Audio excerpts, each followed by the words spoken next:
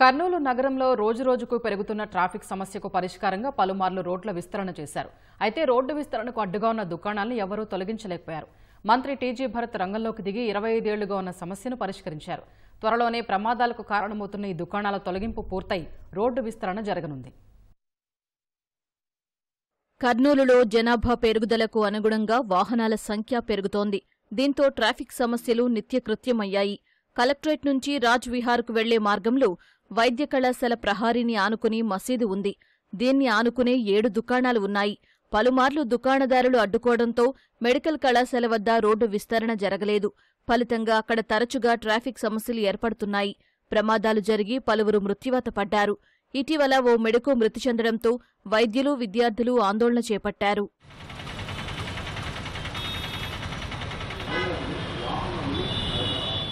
దుకాణాల కారణంగా తరచుగా ప్రమాదాలు జరుగుతూ ఉండటం, ట్రాఫిక్ సమస్యలు ఏర్పడుతూ ఉండటంతో మంత్రి టీజీ భరత్ ఈ విషయాన్ని సీరియస్గా తీసుకున్నారు.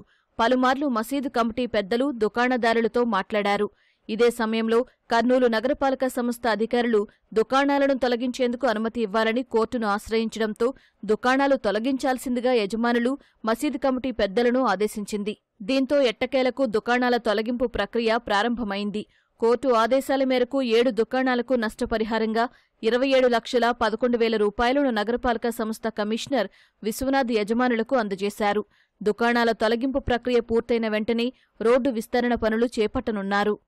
గౌరవ మంత్రివర్యులు భరత్ సార్ యొక్క ఇనిషియేషను ప్లస్ వారి యొక్క ప్రోత్సాహము మరియు వారి యొక్క గైడెన్స్తో ఈరోజు సామరస్యంగా అందరికీ ఆమోదకరంగా, ఆమోదయోగ్యంగా, ముఖ్యంగా ఈ కమిటీ సభ్యుల ఇబ్బంది పడకుండా ఆ షాపులకు కావాల్సినంత కాంపెన్సేషన్ ఇస్తూ, టీడీఆర్లు ఇస్తూ ఈ సమస్యను మనం సామరస్యంగా పరిష్కరించుకోగలిగాం.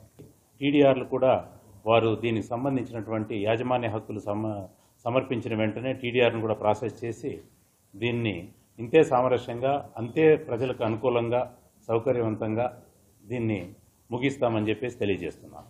ప్రజలకు ఇబ్బంది కలగకూడదు. ఇక్కడ రోడ్డు చాలా నేరోగా ఉంది. మనము వాళ్ళకి ఏ విధమైన మా హదీస్లోనే, మా ఖురాన్ హదీస్లోనే ఏ ఒక్కరికి మా వల్ల అన్యాయం జరగకూడదు, ఇబ్బంది కలగకూడదు అనే ఉన్నది. కాబట్టి దాన్ని దృష్టిలో పెట్టుకొని మేము ముందుకు రావడం జరిగింది. అది కొన్ని సంవత్సరాలుగా పెండింగ్ ఉన్నప్పటికీ మాకు తగిన పరిహారం మాకు సరిగా అప్పుడు అందకపోవడం వల్ల ఇది డిలే జరగడం జరిగింది. లేకపోతే గత 10 సంవత్సరాల క్రితమే ఇది జరిగేది. ఇది దేవుని స్థలము, దేవుడు పరిష్కరించాడు. మమ్మల్ని దీంట్లో ఒక భాగమే అని చెప్పి మీకు అందరికీ తెలియజేసుకుంటున్నా. ఒక పీస్ఫుల్గా చేయడము చాలా మంచిది. ప్రత్యేకంగా కమిషనర్ గారు 2 రోజులు విజయవాడలో ఆయనకు మీటింగ్స్ ఉన్నా తొందరగా ఇక్కడికి వచ్చి ఈరోజే కంపెన్సేషన్, ఎందుకంటే 5th లోపలనే వాళ్ళు చేస్తా అన్నారు. అయినా ఒక రోజు ముందరనే స్టార్ట్ చేసినా కూడా వాళ్ళు ఎంతో నమ్మకంతో ఇంకా మనము ఇక్కడ ఒక ప్రొసీజర్ జరుగుతున్నా కమిటీ వాళ్ళు ముందరకు వచ్చి షాప్స్ తొలగించడం ప్రయత్నం చేశారు. ఇది దేవునికి సంబంధించిన ఇష్యూ కాబట్టి అందరూ దానికి కట్టుబడే పనిచేశామని చెప్పి తెలియజేసుకుంటూ, ఏళ్లనాటి సమస్య పరిష్కారానికి అడుగులు పడటంతో కర్నూలు వాసుల్లో హర్షం వ్యక్తమవుతోంది.